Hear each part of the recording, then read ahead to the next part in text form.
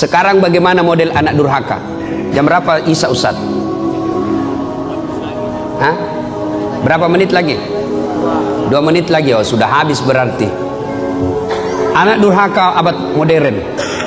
Kira-kira tahun lalu di Sulawesi Selatan ada anak usia 22 tahun.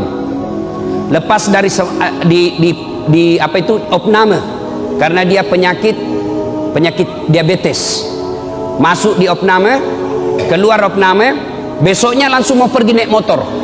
Dilarang sama ibunya. Nah, kau baru keluar dari rumah sakit makan ongkos. Kalau kau keluar sakit lagi kamu, jangan kau keluar nak. Saya mau keluar, dilarang sama ibunya. Marah ini anak, dia tempeleng ibunya. Ditempeleng ibunya, dilihat sama bapaknya. Kurang ajar ini anak. Mamanya ditempeleng. Datang bapaknya, dia pukul, melawan ini anak. Bapaknya usia 60 tahun, ini anak usia 22 tahun. Duel berkelahi.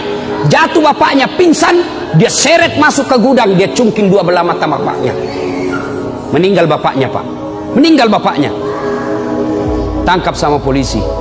Beberapa hari kemudian meninggal juga ini anak, tidak ada yang mau solati.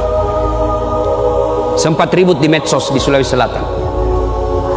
Anak durhaka zaman sekarang. Apalagi anak durhaka. Saya mau pergi ceramah di Sulawesi Selatan, mau pergi takziah. Tiba-tiba ada ibu-ibu menangis. Ustaz, tolong datang ke rumah saya, Ustaz. Nangis, Ustaz, tolong bantu saya. Kenapa ibu? Tenangkan ibu, tarik nafas. Tenang ibu, meninggal suamiku, Ustaz. Tolong datang ke rumah, saya tidak tahu urus bagaimana cara. Saya bilang, bagaimana? Mana semua anak-anaknya? Anakku sibuk semua, Ustaz. Saya datanglah ke rumah itu. Begitu saya datang di rumahnya, saya bilang, Bu, mana nomor teleponnya anaknya?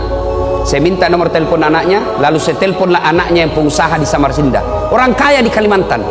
Tabe, Daeng, meninggal bapaknya. Apa kata bapaknya? Daeng, ada berita duka, meninggal bapaknya di Makassar. Apa kata anaknya?